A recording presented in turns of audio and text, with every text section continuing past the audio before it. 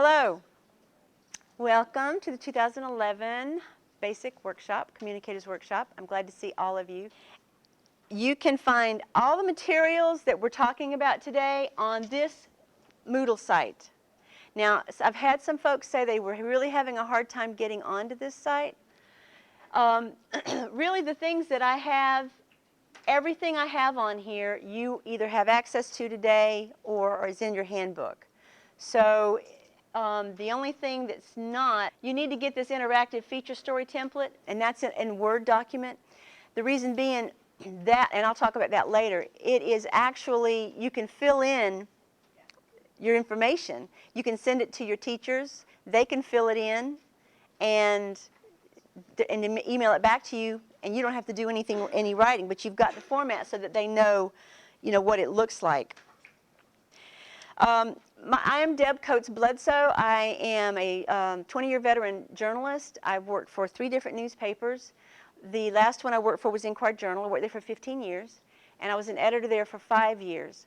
Came to work for the school system in '98 as a teacher at Parkwood High School, and worked there. I got a job with in 2005 with the Communications Office as the Publications Coordinator, and then a couple of years ago I was my title changed to Communications Coordinator.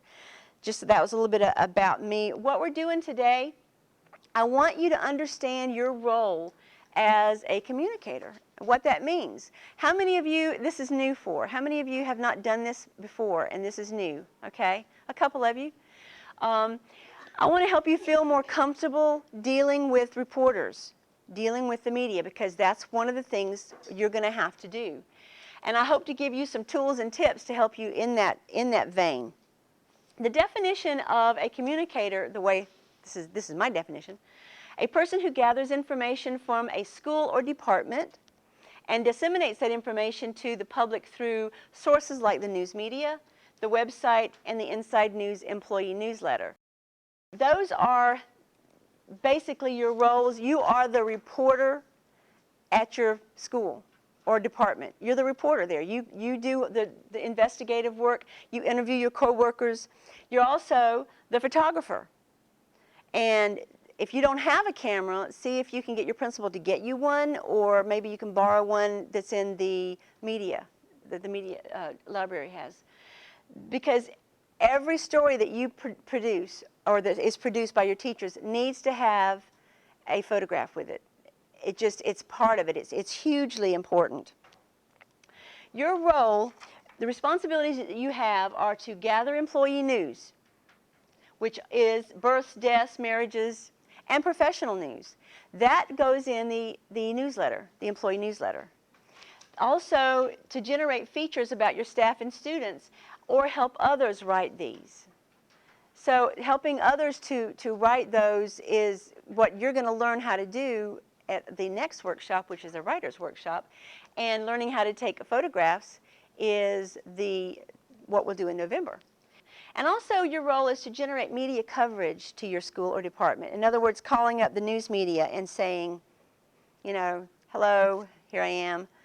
We have a special guest here is Alan Jenkins. He is a newspaper editor, former newspaper editor, and right now he runs Second Star Editing Company. Like Deb was telling you, I am a former newspaper editor and currently run my own editing consulting firm, Second Star Editing. Sounds highfalutin, basically. If you throw something at me, I'll edit it. And for the last 13 years, I've worked in newspapers. Preferably, and for the most part, I like to work in small community newspapers. Small places with little circulation that allow pretty much everybody in the neighborhood to have a chance to be in their local newspaper at some point or another. Community newspapers offer a variety of opportunities to you that no other newspaper can. They've got space for local community events. They've got space for local pictures, and their mission, if they are a good community newspaper, their mission is to make sure that every person in the community at some point between birth and death gets in the newspaper. Even if it's something as simple as a birth notice, something about a school, something about an achievement at school, an honor roll, even the obituary in the end. I'd like to thank you all in advance because you are performing a vital and necessary part of that mission. school communicators, and in fact everybody in the community, has an opportunity that has more of an opportunity now than they ever have in the past to be able to directly reach the people in the neighborhood. Newspapers are steadily downstaffing, steadily losing people, and they're constantly losing the opportunity to get people out to your schools.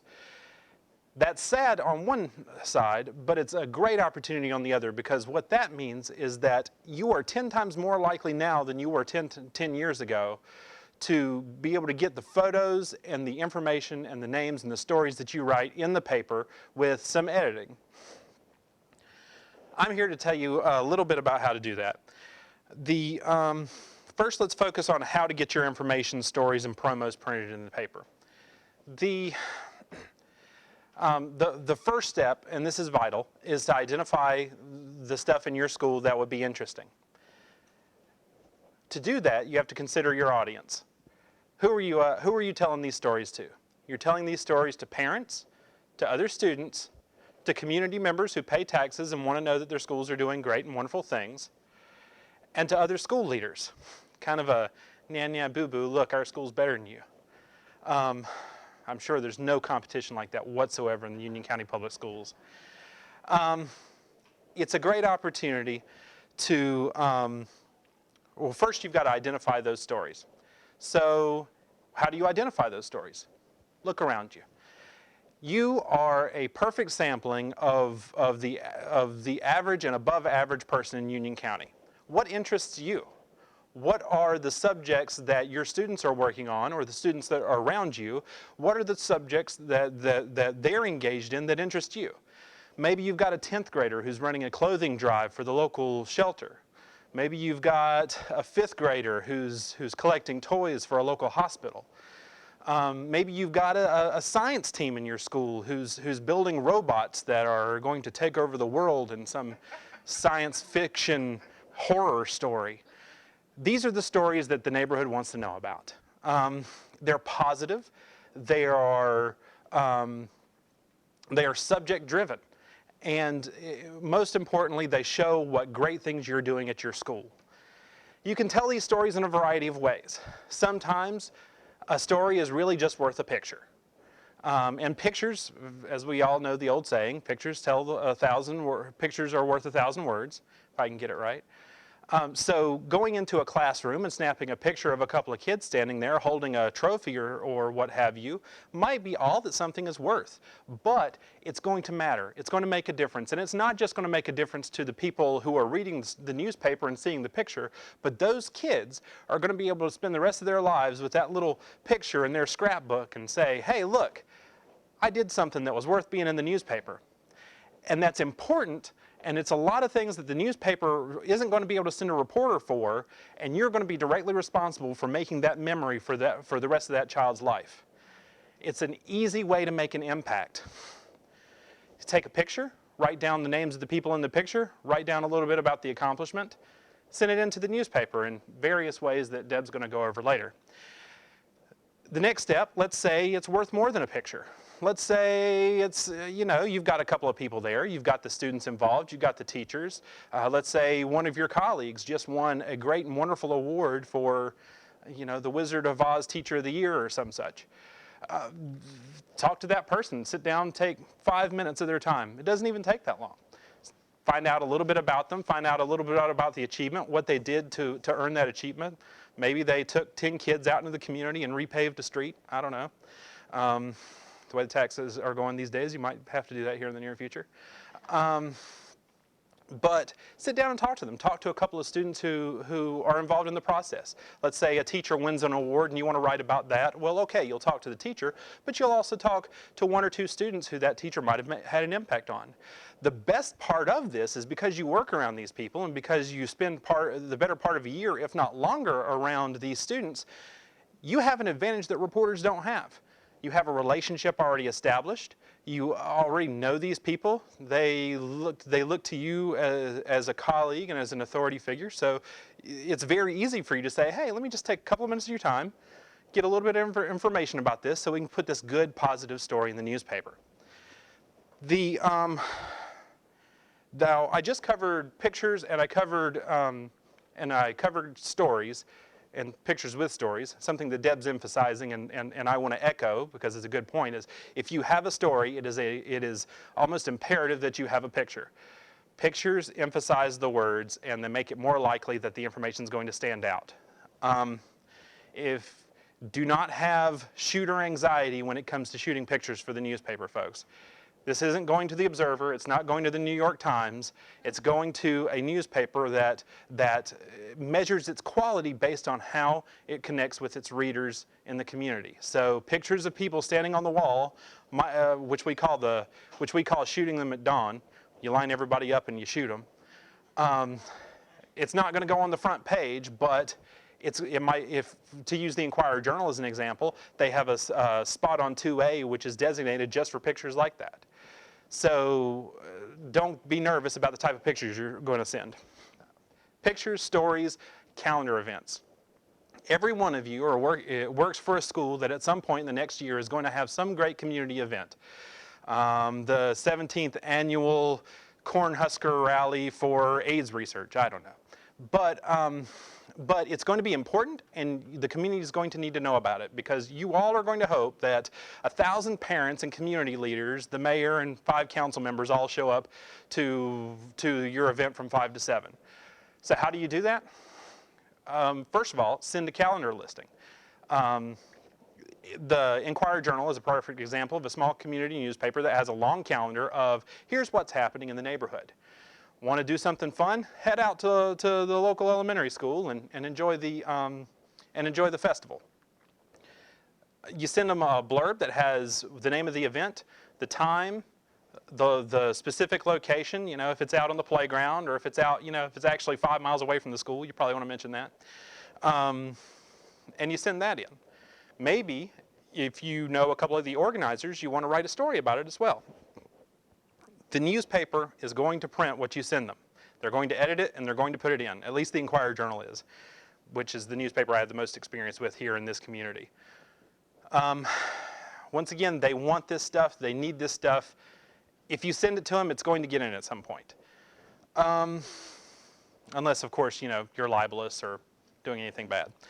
The second point, on how to get reporters out to cover your events. There is a perception in the world that to get a reporter out to your event, you have to set the building on fire and throw a couple of children into a trash compactor and just do horrible, horrible things. It's not so. Well, it might be so if you want the Observer, but the Inquirer Journal, and I get to say that with the full knowledge that there's no other journalists in the room but me, so thank you. I take that back. Actually, you're all journalists now. Congratulations. So when you hear people saying bad things about journalists, they're talking about you. The newspaper wants to be able to send photographers and reporters out to your event, especially if it's got happy, smiling children doing wonderful things. Once again, and not to harp on the point too much, but community newspapers thrive on that type of news. We want that wonderful, feel-good, here's what your school's doing information. So don't hesitate to type up a bit of information about your event and send it in to a reporter. What's great about that is what at the very least will happen is that the information that you're typing up will make it into the paper, at least as a brief, encouraging people to come to the event. What'll happen if the best possible circumstance happens, they'll send a reporter and photographer out to whatever's happening and cover it. A few key pointers on how to make sure that the story idea that you're pitching actually gets the reporter's attention and makes that reporter and or photographer want to come out and cover it. What I like to say when it comes to this sort of thing is make sure that the story you're pitching has a greater community impact. Little Johnny got a star for laying down and taking a nap. We're not going to come out and cover that. But let's say little Johnny is encouraging his class to raise pennies to help pay for buying winter coats for poor children. That's a story that tells how one child is reaching out to help the community. It's helping, is becoming a part of the bigger picture. Reporters and journalists in general care about the bigger picture. And if you can explain how your students or how your colleagues are impacting that bigger picture, that's what's going to make the difference in getting coverage out there. Passion and drive are important as well. If you're not passionate about the stuff that you're communicating about, the reporter's going to be able to tell, because we can all read it. I'm sure you've graded papers or assignments where you're like, okay, this student was obviously not into it. Reporters and editors can tell the same thing. If you are not into what you're doing, if you are not passionate about your school and passionate about the impact that your school can have on the greater community, you're not going to get a reporter's attention. So please make sure that you are taking a look at the stuff that you're talking about and asking the question, do I care enough about this to encourage the reporter out? If you don't, you're not going to get the reporter. Types of events reporters are interested in covering. As I've said before, community fairs, programs. Let's say your school just initiated a program to encourage kids to eat breakfast in the morning before they come for major testing. That is a great story because it tells how you are helping to fix a large problem on a small scale. And then it gives the reporter a chance to talk about a larger trend and actually encourage parents at other schools to follow the lead. It's the type of story that demonstrates how you as school leaders are also community leaders, and that's important. Those are the types of events and those are the types of stories that reporters are interested in. One thing I want to warn all of you about, and some of you might possibly, now I'm not saying that this is true, and I hope it's not, but some of you might possibly have been roped into this job. And you might have a certain amount of trepidation, and it might be because you're worried that you don't have enough time, or you're worried that the reporter is going to call you and ask you all kinds of untoward questions. At the risk of bruising any of your egos, let me assure you that the reporter does not want to talk to you if the school blows up. The reporter has absolutely no interest in speaking to you if the cafeteria lady got caught slipping arsenic into the oatmeal. And if, for some reason, a reporter does call you about that, I strongly suggest never say no comment. I know it's the great thing you hear from the television, and it's that especially that angry push when you're like, a reporter's calling me, how dare he/she call me and ask me that type of question. No comment. Don't do that. Just say, look, I don't have the information that you need. I'd like to direct you to my principal, who will have everything that you need. Most likely, your principal will then direct that reporter to the communications office, but let your principal make that decision. The only thing that reporters should and are interested in calling you about are those nice, positive events.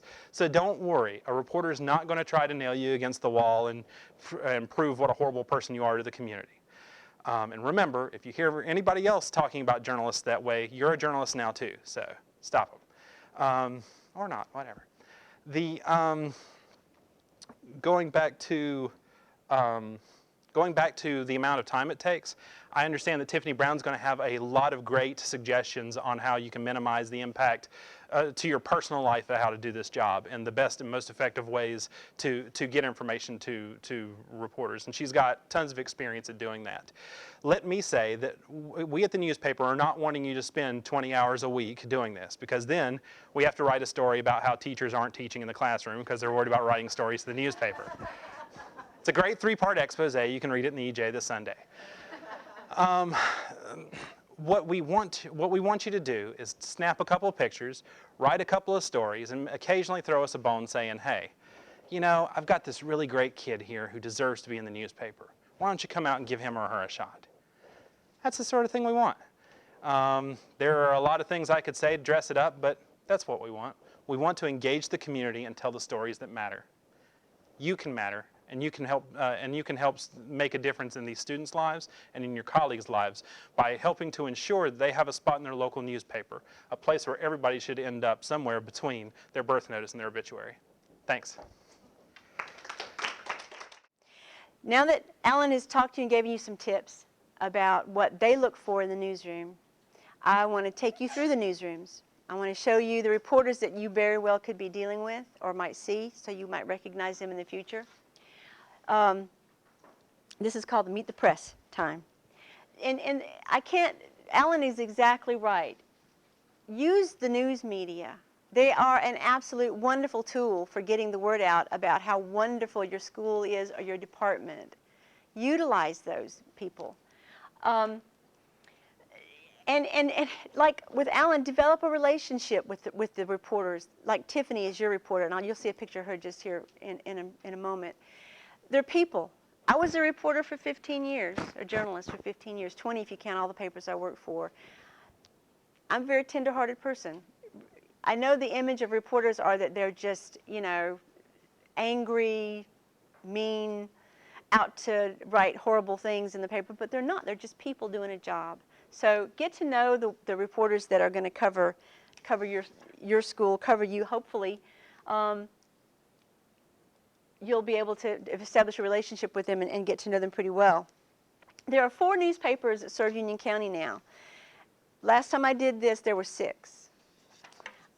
We also, it's really bad out there for news media. It's really, really, really bad. And Alan is exactly right. This is a wonderful opportunity for everyone to be able to get in the paper because they're desperate for news. They're desperate for writers. They just can't do it themselves. This is the Inquirer Journal. I'm going to go through just really quickly with you the different papers that we have. The Inquirer Journal is the oldest newspaper in this area, even older than the Charlotte Observer. It came in 1873, so it's almost 140 years old. It was 2 papers, the Monroe Journal and the Monroe Inquirer, and in the 70s they combined. Its circulation is about 8,000 to 9,000, 30,000 on their website. That's a lot of people for you to be able to get information to. They publish every day except Monday. They are our daily newspaper. When I first started out, I was a photojournalist. That's how I started out, and then I later became a writer and incorporated both. When I started out back in the 70s, a dark room was really a dark room, and you developed pictures in trays of nasty smelling chemicals, and they were black and white, and you used film. And then in the 80s, they started developing color, and we thought we were just awesome. That was the best thing ever. Now, this is a dark room. A dark room is a room, they still call it a dark room for some reason. It's basically a computer, where anywhere you can put a computer screen, because everything is digital now. This is Tiffany Jothan. She is the education reporter for the Inquirer Journal. She's a very, very sweet person, and she's an awesome journalist. She's been with the EJ about 2 years, and she's an amazing writer. This is Stan Hanowski. I don't know that you'll ever meet him. You really don't, unless you go to the paper to try to get coverage for something, you probably won't. But he's a really nice guy. He's been a journalist for about 40 years. He's been with the EJ since about 2002. This is the Union County Weekly. It's part of the Charlotte Weekly. It's been around since about 2006. And they publish only on Fridays, and it's a free publication. They have a circulation of about 20,000. This is the editor, Brian Carlton, very laid back. As you can tell, journalists he's pretty laid back. I mean, that's the way he looks all the time. The Home News is a Marshville paper, and it has been around for about 120 years. It came to be in 1892. It was the Marshville Home in the 20s, and then in 1989 it became the Home News. It's got a circulation of about 2,700. It only comes out on Thursdays. This is the editor, John Edmondson, a really nice guy. But he's the only person there that he sells the ads. I used to work for a weekly years ago when I first started out. You do everything. You sweep the floors. I mean, you're it. So he sells the ads, writes the stories, you know. This is the Neighbors of Union County. Now, when they started out back in 1980, they were on Main Street in Monroe. They were beside another newspaper that's now gone belly up. But then they moved to Matthews, and now they're part of the Charlotte Observer, and they're in that building. That's how they've gone down again, you know. And they barely ever, in my opinion, cover Union County. But the Charlotte Observer has been around since 1886. It's only 125 years old. The EJ's older. Can you tell I work for the EJ? Their circulation is about 90,000. This is Cliff Harrington. You could possibly see him. He's the editor of that of the Union Weekly. he's a 30-year veteran journalist, but you know, again, they don't cover Union County that much, not anymore. Now, this is Channel 14. They're awesome. Because they're 24/7 news station, they are dying. They're just really starving for news. And they cover us a lot. They're great to work with, too. This is Andre Klein Thomas. You've probably seen her. She is the education reporter, by the way. But the Channel 14 was launched in 2002. It has about 1.5 million viewers. 10 counties in the Charlotte area, and then more counties in North and South Carolina. This is the Wixie, the radio station. It's been around for about 50 years. Now, don't discount radio. From 6:30 to 10 every day, Monday through Friday, they do public service announcements. And they serve 9 counties, 9. Union is only one of them. They go into Mecklenburg, Kannapolis. Archie Morgan has been the owner there for about 20 years. Now, there's another thing that we have here. It's called the Monroe Community Bulletin Board. I'm sure you've seen that on Skyway Drive. And you can email or snail mail or phone any of your information. They do run it about a week. They do not run religious briefs, but they run nonprofit information. But they would run a school event. Just send it like 2 weeks prior to when you want it run. And this is Pete Hovanek. He is a former Enquirer Journal editor, by the way, but he's the public information officer for the city now. And of the best source to get your news out is your website. You have millions of viewers around the world. Folks, people from China, people from Spain. I mean, Don can tell you we have people from all over the world looking at our website. Now, this is a story that was written by a communicator, by one of you. And as you can see, there's a couple of issues here which I don't really need to go into, but this is called an orphan. It's when you've got a headline that just scoots down with one word left. And the only reason I bring this up is because I'm going to talk about this story, but I thought, well, while I've got this up, I just point these things out. They could have gotten that, they could have fixed that by just going science students at Parkwood ranked 3rd in nation. By taking out a couple of words, they could have fixed that. And also, if you'll see, they've indented their paragraphs and put a space between them. You really don't need to do both. In fact, I think the way I've been taught to do the website is you don't indent. But this was a great story, and you see they've got a cut line, and they've got everybody named, left to right, which is the way they usually go, left to right. But that's not horrendously long. But this was a good story. I sent this to the paper, and they ran it in the EJ. And your stories, this was also written by a communicator. This was in the Enquirer Journal in August about a trip that some students took to France. So they do run your stuff. Tiffany's going to tell you how to make all this happen, because I'm sure all of you have just tons of time free that you can do all this stuff with. So anyway, she's going to give you some insight into how to make it easier. Well, I guess 3 years ago I was sitting here thinking, what did my principal get me involved in? She told me that, I didn't bring my jump drive up. Anyway, she told me that, oh, you'll just write a couple articles for the school this year. And I'm thinking, all right, that's not too much time taken out of my day. And at the time I was teaching kindergarten, so I was not interested in a lot of extra work. So 3 years later, I'm still doing it, but I think I've, I don't know, what I'm going to share with you just works for me. And a lot of it were ideas I got from Deb. And my web master at school, we kind of work together. So if I can't get a story edited and to her in a certain amount of time, she'll pick up the slack for me if I'm at a workshop or I'm out sick. So we kind of work together, which is very helpful, because if I can't always do it, I know I have her to fall back on. One of the things with the Union County newsletter that comes out via email now, I was struggling to try to get all these wonderful announcements, and sometimes sad ones, collected and organized so that I didn't have to email Deb, every little single event. So what I've done, and it's worked in the last 2 years, is each month I ask my principal to send out a mass distribution list requesting any announcements. Births, deaths, certificates that have been awarded, any awards or retirement announcements. Those are really what seem to come in mostly. And I always include family members if they're spouses or if they're sons and daughters, if it relates to them. And I always include the school that the person works at and the date. That seems to be really what you need to focus on. And I collect it all, and I just create a Word document. And each I have from September through June, and each month I send her just one email with that month compiled on it. I do keep it all together, and what I do is after I send her a month, I actually color code it so I know I've sent it. So when I send September, I might block it all in red so I know I actually sent it so I don't actually have to think about it. Because sometimes I've gotten caught, I'm not sure if I sent that. So that's been helpful.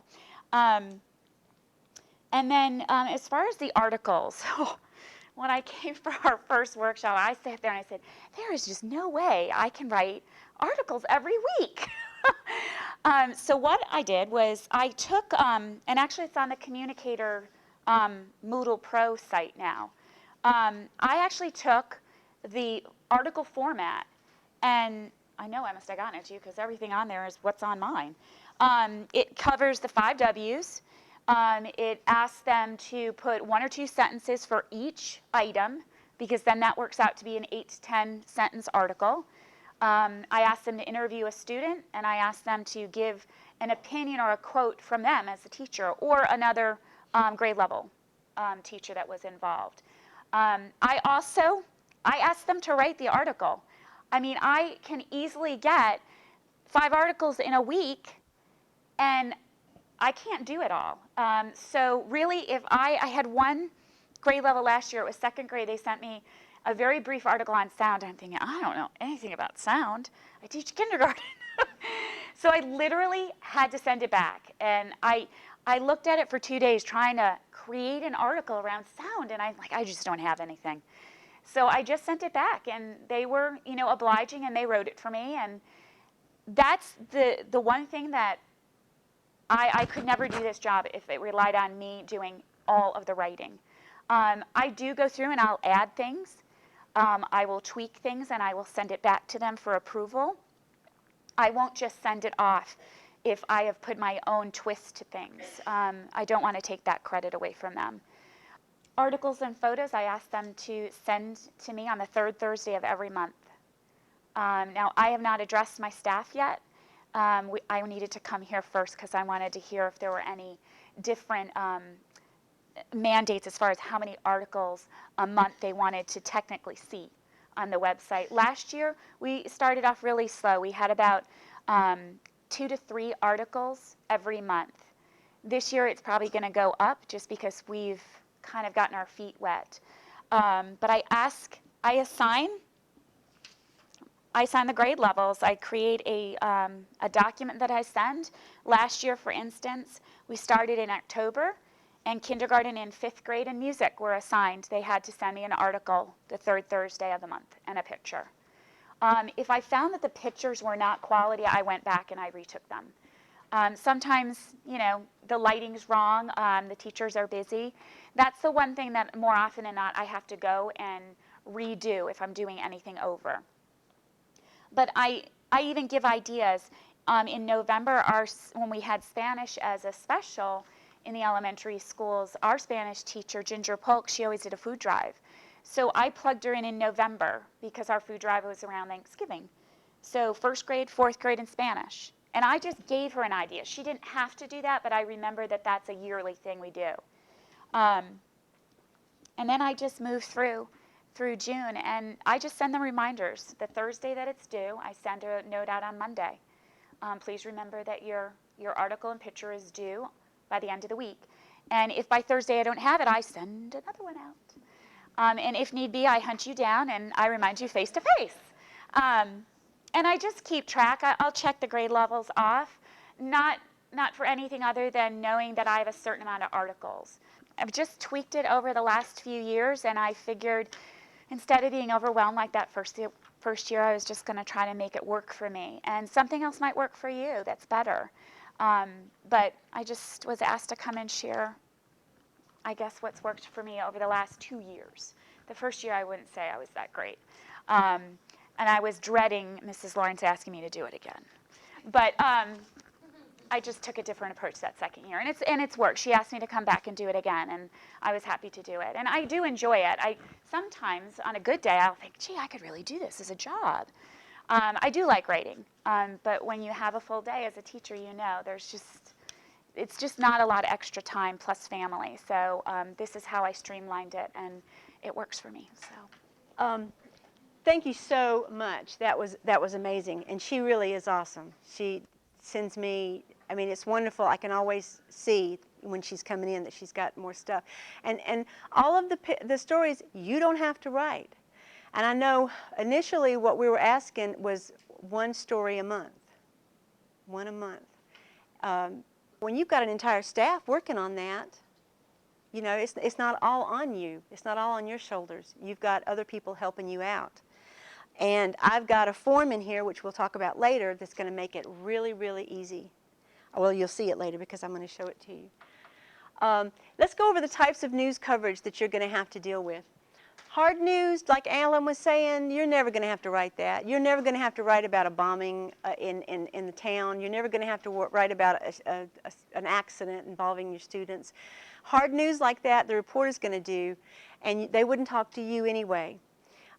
Because, you know, even if it happened in your class, they still would not talk with you because they have to go through your principal. What you're going to do with feature stories, you're going to take information from your students or your other teachers, and you're going to make the world see how awesome you guys are. And I'm serious when I say that. I mean, I have written hundreds of stories since I've worked in Central Services, and they've all been awesome. And I'm constantly amazed at what goes on. The media advisory is exactly what it sounds like. It advises the media that something's about to happen and you want coverage. The news briefs are brief paragraphs about things that have happened. So it doesn't have to be particularly long, but it's just a brief. And I'll show you what those look like. And then there's the coming events. And that's just 5 o'clock, Thursday, town hall, blah, blah, blah. It's just, and like I said, I'll show you what that looks like too. The who, what, where, when, and why. That is a tip. That is just for you to help you remember, have I asked everything? Is there any more information that I need to come up with? So it's really, you don't have to follow it, you know, who, and then put a name, why. You know, you don't have to do that. It's just a key. It's just a rule of thumb. But like I said, the form that I'm going to show you later takes all this away. It kind of elaborates on it. At a media advisory, you want the press to come to your event. You have to invite them in a timely fashion. Do not call the day of an event and say, hey, this afternoon, because you won't get coverage. They need at least a week. 2 is even better. Make sure you've got all the facts and all the information so you don't have to say, oh, I don't know what time it is, I'll call you back.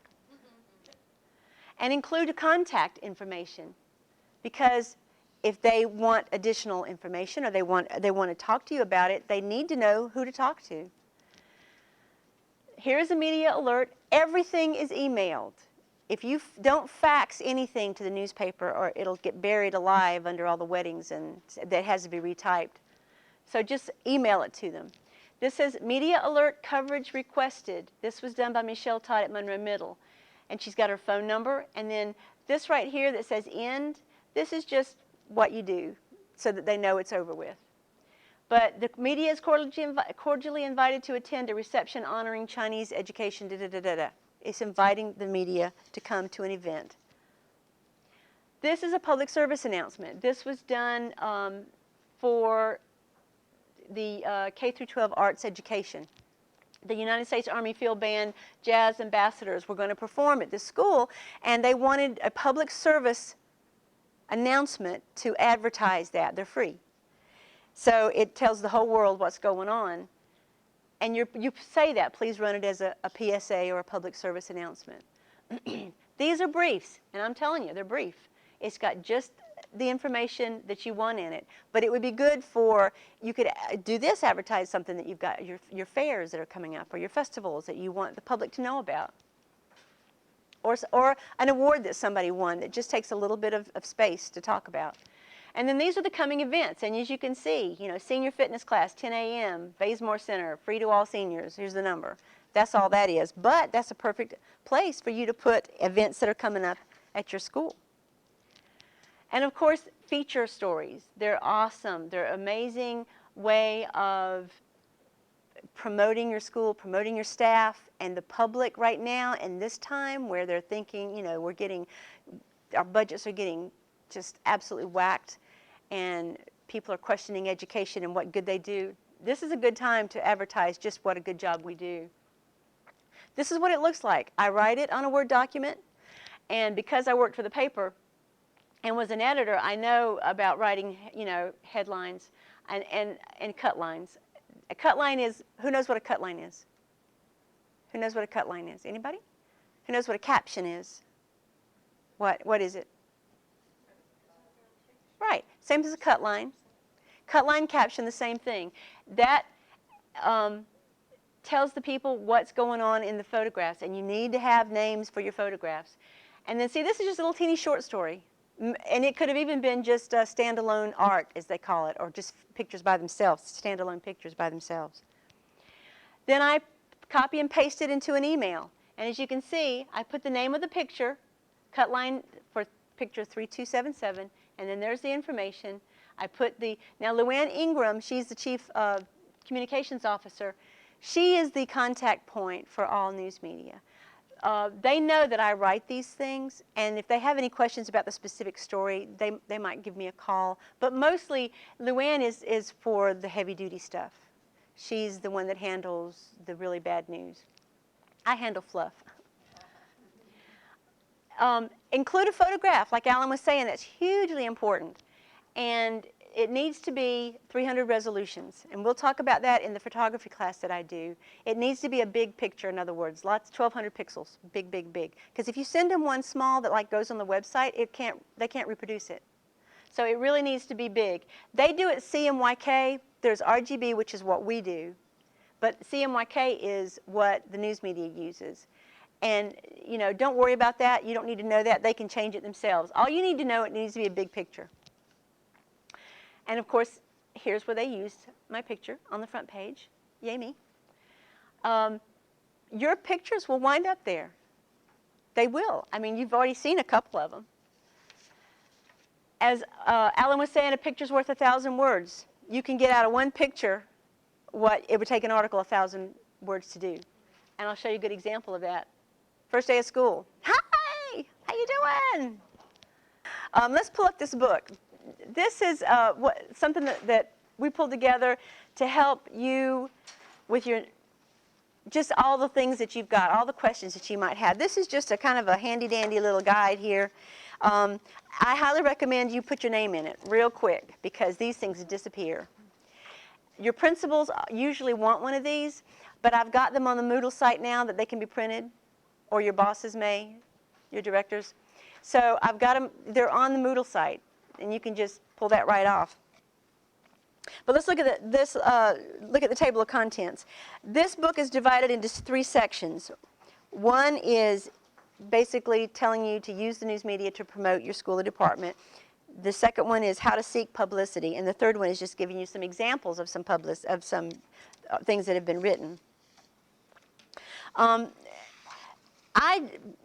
If you look on page 2, because I was a journalist for so many years, this is basically my thoughts on being a reporter. This first page, you know, it's the perception versus reality of what the reality is. Then on page 3, we've got types of news coverage. You've got your advanced publicity, your news coverage, and your featured. All of these are things we've already talked about. And then I go into print media, broadcast media, electronic media. On page 4, it's the newsroom decision-making process. Basically, you know, telling them finding out how they decide what to cover and what not to cover. And let me tell you something. If you invite the news media and they say they're coming, awesome, but still cover it yourself. Because as soon as a fire happens, they're going to be called away. On page 5, this is just telling you the techniques for notifying the media. Email is the best way to do that. And then I've talked about what a media advisory is. On page 6, talk about the inside news. Now this is your newsletter. I do this newsletter for you. It's your information. Hopefully, if you've got suggestions of stories you'd like to see, please let me know what they are. But I go into personals and examples down here in the middle of the page of how to write these things, how to put them, what the format is. And on page 7, I don't even know why I continue to put this in here. It's just sort of a guideline of what you can do, but it doesn't really, anymore, just emailing them. Most people just email them, they write them as they're emailing them. Page 8, that's an updated media contact list. And then on the back of page 9, it gives you phone numbers and dates that they publish. Page 11 is advanced publicity. When to seek advanced publicity, how you know, how to get that in the print media, school news pages, broadcast news. Again, more of that on page 12. And then I go into, please run the following. It's dear editor, it's just kind of a sample of, what you can do if you want to write those. Page 13 is what's newsworthy. Alan went into a really good description of that, what is newsworthy. And a good rule of thumb is, would I read this if I saw it in the paper? Is this something that I'd be interested in reading? If you say no, then probably nobody else will be either. Human interests are big. A reporter loves to talk to you about what your kids are doing. They love to write feature stories and positive stories. And there's a lot more in the papers than you really think. On page 14, this is the most difficult part of my job. The most difficult part of my job, parental permission. When do you get it? It's so confusing. It really doesn't have to be. Always get it. And then you're safe. You don't have to worry about it. Because there are different criteria. If the media comes and just takes pictures, there's one thing. If the media comes and interviews, you've got to have parental permission. You don't need to if it's during an event. I mean, we didn't make up all those rules, but they're there. But let's make it easy on yourselves. Get parental permission. If you know that we're going to interview this classroom right here, we're going to go in and take pictures for the paper because they're doing some amazing thing, but those two kids over there, we don't have permission from their parents, just tell the reporter or tell me or whoever, those two in the corner, and you can do it quietly. Those two in the corner don't have parental permission, and we'll just, they don't care. The reporters don't care who they're taking pictures of, as long as they get their pictures. And I'll tell you, you're doing the parental permission forms as a courtesy to the parents. There is on page 16 and 17 the form. This is a different form. It was put together by our attorney, so that it just covers everything. So this is the only one we used to have like 4 or 5 different forms you'd have to fill out, but now this one does everything. And it's also in Spanish on the back. So if you send the one form home, the parent, if they're Hispanic, all they got to do is turn it over. But like I said, this is complicated. So just don't worry about it. Get them all to sign it. And the problem comes when you name a child and you have their picture, and then you interview them or talk to them. That's when you really need, that parent needs to know what's going on. If you're just taking a whole big picture of a class or whatever, it's not as big a deal. And in fact, legally, you can even name that child and don't have to have parental permission as long as you don't talk to the child. Apparently, talking to the child is a thing. I've done that too, where you get their information and then you say, can you go call the mom real quick and tell her that her kid's going to be on the front page of the paper tomorrow? But if you have this. If you have that sign, no, you're fine. You're fine. And really, most parents, 9 out of 10 parents are going to want their child to be shown off, The only problem is EC kids. With exceptional needs children, you're identifying them like the kids at Wolf. You're identifying them as handicapped. So you better have your paper signed that the parent said this is fine. That's always a real challenge for me when I go out there. I go to the principal first and I say, What kids can I take pictures of? It's when you're taking a picture of students and you say, these Wolf students did blah, blah, blah, then you're identifying them as having special needs. If you've got a inclusive situation, is that inclusion class where you've got other students inside a regular classroom, then, unless it's a situation like a Downs child or something where it's obvious. But still, if you don't name them, it's just make sure you've got the form. And if that parent says, I don't want Johnny's face on anything, then just she's got her reasons or he's got his reasons. So let's look on page 19. We're almost done here. Let's look on page 19. This is the form that Karen Pruitt, she's a Weddington Middle School IT teacher. She's instructional technology. She's awesome. She says this wasn't her original form. She got it from someplace else, but I'm giving her all the credit for it. You can find this on Moodle. It's called Interactive Freelance or Interactive Feature Story Template. And you pull it up and you can, click here to enter text. It's just right there. So you've got all your who, what, where, when, why. You can email this to your teachers or you can fill it out yourself. And it's just you put the information there and it tells you basically how to do it. So this should really save you some time. I'm very excited about this form.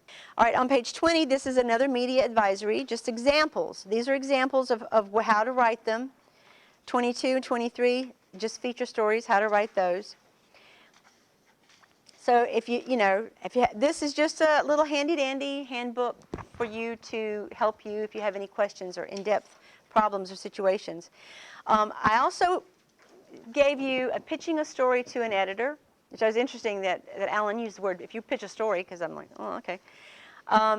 This is just some little, ask yourself, just some tips and tricks, things to think about when you're trying to call a reporter and say, I've got this going on. These are some things you can say to make it even more attractive. Like, you may not think about a cultural event being colorful, but they look for colorful, lively things, as opposed to somebody reading a book. So there's just some suggestions there.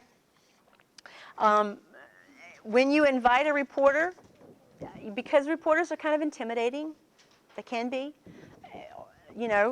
here's just some little things for you to think about. It's just relax, greet the reporter, whatever, don't worry, whatever. And then, of course, your interview do's and don'ts. This is just some suggestions of things for you to think of. And I'm telling you, it would, in the unlikely, and it is very unlikely that a reporter would ever come knocking on your door about a story at your school. In the unlikely event that happens, they're trying to get some colorful comments or quotes or whatever, or maybe an incident did happen in your classroom. Just be pleasant and just say, I'm sorry, you really need to go to the principal. I can't legally talk to you, so please go to the principal. And that's it. They'll turn around and go. If you are being interviewed for whatever your class is doing, maybe this will help you. Alan was saying, don't ever say no comment. Do you know why? Do you know why you never say a no comment? Exactly. It automatically makes you look guilty. Automatically. No comment. So don't say that. You don't have to say that. Just say, you know what? I really wish I could answer this question, but legally, I can't because this person is protected by employee rights. I'm just making something up. But explain why. I would love to talk to you about this, or I wish I could comment, but I can't because my principal doesn't allow us to talk to the press, whatever. But I mean, explain why you can't. That's all you got to say, and it just makes you not look guilty. That's just a future tip in case you ever embezzle money and you want to. There you go. That's what you say. I didn't really do it. We're done.